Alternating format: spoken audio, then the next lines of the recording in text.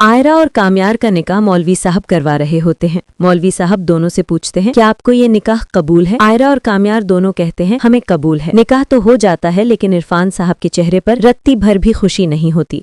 उनकी आंखों में कामयार के लिए गुस्सा साफ दिखाई देता है। निकाह के फौरन बाद आयरा रोते हुए अपने अब्बू इरफान साहब के पास जाती है और उनसे दुआएं लेना चाहती है, लेकिन इरफान साहब गुस्से में आयरा को खुद से दूर कर देते हैं। वो आयरा की आंखों में देखकर साफ साफ कह देते हैं, आयरा, आज से तुम्हारा और हमारा रिश्ता बिल्कुल खत्म। मेरे लिए तुम मर चुकी हो। ये सुनकर आयरा के होश उड़ जाते हैं और वो वहीं फूट फूट कर रोने लगी। कामयार फौरन आगे बढ़ता है और रोती हुई आयरा का हाथ पकड़कर उसे गाड़ी में बिठाने लगता है, लेकिन तभी वहां पीछे छुपा हुआ खावर अपनी पिस्तौल निकाल लेता है। वो मौके का फायदा उठाता है और चुपके से आयरा पर गोली चला देता है। गोली चलने की आवाज आते ही वहां अफरा तफरी मच जाती है। गोली सीधे आयरा को लगती है और वो खून से लथपथ होकर वहीं गिर जाती है। ये मंजर देखकर इरफान साहब के होश उड़ जाते हैं। वो घबराकर आयरा की तरफ भागते हैं। इरफान साहब और कामयार पुरानी नफरत को एक पल के लिए भूलकर आयरा को गाड़ी में डालते हैं और फौरन अस्पताल की तरफ भागते हैं। अस्पताल पहुंचते ही डॉक्टर आयरा को तुरंत ऑपरेशन थिएटर में ले जाते हैं। बाहर इरफान साहब और कामयार परेशान होकर टहल रहे होते हैं। थोड़ी देर बाद डॉक्टर बाहर आते हैं और बताते हैं, पेशेंट की हालत बहुत नाजुक है और उनके शरीर से बहुत सारा खून बह चुका है। उन्हें ब्लड की सख्त जरूरत है। ये सुनकर इरफान साहब के पैरों तले जमीन निकल जाती है। कामयार उसी वक्त डॉक्टर से कहता है, डॉक्टर, मेरा ब्लड ग्रुप आयरा से मैच करता है, आप मेरा खून ले लीजिए। कामयार अपना खून देकर आयरा की जान बचाता है। कुछ घंटों के बाद आयरा को होश आ जाता है।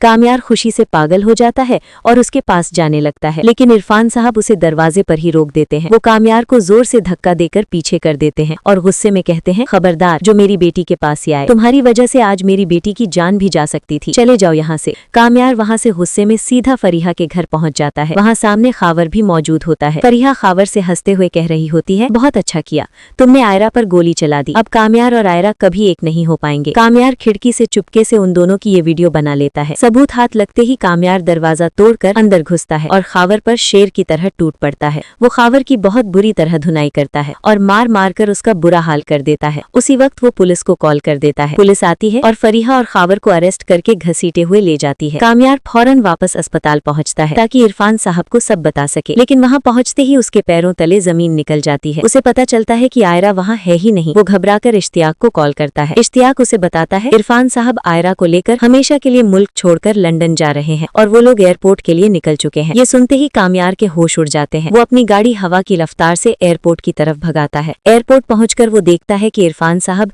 आयरा को लेकर अंदर जाने ही वाले होते हैं। कामयार दौड़कर उन्हें रोक लेता है। इरफान साहब गुस्से में मुड़ते हैं। कामयार फौरन अपना मोबाइल निकालकर उन्हें वो वीडियो दिखाता है जिसमें खावर और फरीहा अपनी साजिश कबूल कर रहे होते हैं। वीडियो देखकर इरफान साहब दंग रह जाते हैं। उन्हें अपनी गलती का एहसास होता है और वो शर्मिंदा हो जाते हैं। वो कामयार के सामने हाथ जोड़ते हैं और रोते हुए कहते हैं, बेटा, मुझे माफ कर दो, मैंने तुम्हें गलत समझा, तुम ही मेरी बेटी के लिए सही हो। इरफान साहब वही फैसला करते हैं और कहते हैं, जाओ बेटा, अपनी फैमिली को लेकर आओ और आयरा को ले जाओ। इसके बाद कामयार आयरा को अपने साथ अपने घर ले जाता है और दोनों खुशी खुशी अपनी जिंदगी शुरू करते हैं। अगर आप इस ड्रामा की आगे की कहानी देखना चाहते हैं तो हमारे चैनल को लाइक, सब्सक्राइब और कमेंट जरूर करें।